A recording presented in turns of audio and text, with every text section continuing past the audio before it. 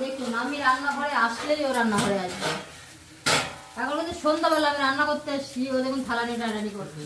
দাঁড়া আমার এটা ভাজা হোক, তারপরে দিচ্ছি। দাঁড়া, ভাত গরম গরম আমি দিচ্ছি। দাঁড়া, আমি এখানে ভাত যেমন ভাজা দেখা, আমি এখানে ভাজছি পেঁয়াজ কালি আলু ভাজছি। আর এই যে ভাত করেছি, দেখেছেন কি উৎপাতটা করে। দেবো দাঁড়া, তুই তো কোনো টিফিন খেলি তো, একটু পরে দিচ্ছি। দাঁড়া, হাতা দিয়ে ভাত বেড়ে দিতে বলছে, তুই বেড়ে খা, আমি দেবো না।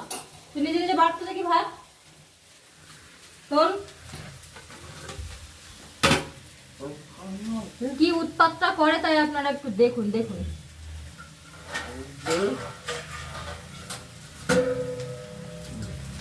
ওর এখন সন্ধ্যাবেলায় খিদে পেয়ে গেছে, এতগুলো দিলাম ওর চপচুপ খেতে দিলাম, তবুও দেখুন রান্নাঘরে চলে এসছে।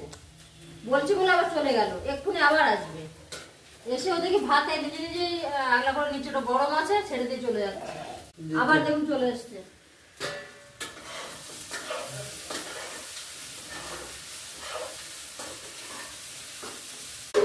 একটু পরে ভাত দিচ্ছি, দাদা বাবু ওরা আসুক, ওরা আসলে ভাত দিচ্ছি। এক্ষুনি তো চপ খেয়েছিস, দেখেছেন ও শুনবে না, ওরা এক্ষুনি আমার ভাত দিতে হবে। এখন সবে সন্ধ্যা হয়েছে, চা খেয়েছে, চপ খেয়েছে,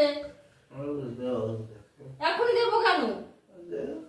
ও ঘুম থেকে উঠলে না আরো বেশি জ্বালাতন করে, চিৎকার। কালকে রাত্রে খুব চিৎকার করছিল বলে ওষুধ দিয়েছি, ওষুধ দিয়ে ঘুমিয়েছে কালকে সারাদিন।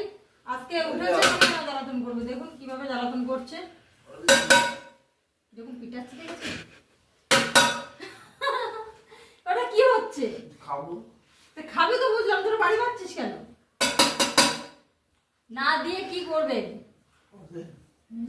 তুই একা একা ভাত বেড়ে যাচ্ছে, কেমন পারিস? একা একা বেড়ে, আরে কিছু দিয়ে ধর, ওটা গরম, কিছু দিয়ে ধর।